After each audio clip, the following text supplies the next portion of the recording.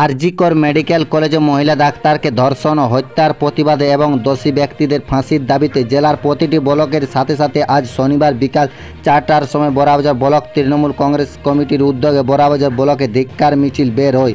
সারা বড়াবাজার শহর পরিক্রমা করে বড়াবাজার ইউনিটারির সামনে অবস্থান বিক্ষোভ কর্মসূচি করেন। উপস্থিত ছিলেন পুরুলিয়া জেলা তৃণমূল কংগ্রেস সহসভাপতি সুদর্শন মাহাতো, পুরুলিয়া জেলা পরিষদের কর্মাধ্যক্ষ সুমিতা সিংহ মল্ল, বড়াবাজার ব্লক সভাপতি লম্বধর মাহাতো, বড়াবাজার ব্লক সহসভাপতি উত্তম মিশ্র, বড়াবাজার ব্লক যুব সভাপতি দীপক মাহাতো প্রমুখ। ব্যুরো রিপোর্ট, পুরুলিয়া প্রতিদিন নিউজ।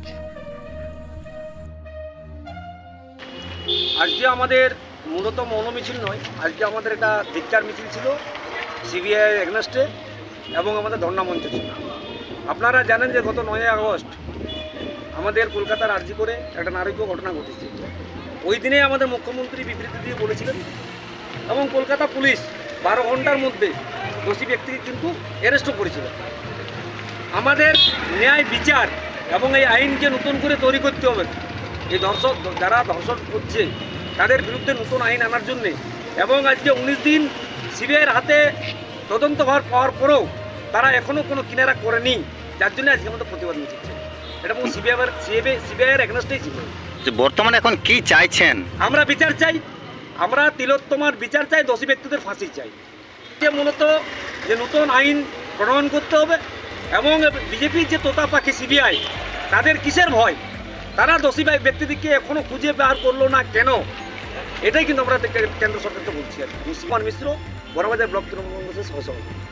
আমরা বর্তমান পর্যায়ে আমরা আরজিকর ঘটনায় আমরা দোষী সর্বোচ্চ ফাঁসি চাইছি। দাবিগুলি কি রাখছেন? দাবিগুলো আমাদের একটাই দাবি আছে, বিশেষ করে যে আইন আছে সেই আইনটা যাতে ধর্ষণের জন্য খুব তাড়াতাড়ি কার্যকর করা হয়, তার জন্য আমাদের 28 আগস্ট ছাত্র সমাবেশে অভিষেক বন্দ্যোপাধ্যায় দিদি বলেছেন, যদি আইন যথাসময়ে ধর্ষণের ক্ষেত্রে না হয় তাহলে কিন্তু আমরা রাজ্যপাল থেকে ধর্ণা থেকে শুরু করে আমরা কেন্দ্রের বিরুদ্ধে একটা বড় সড়ো আন্দোলনে যাব।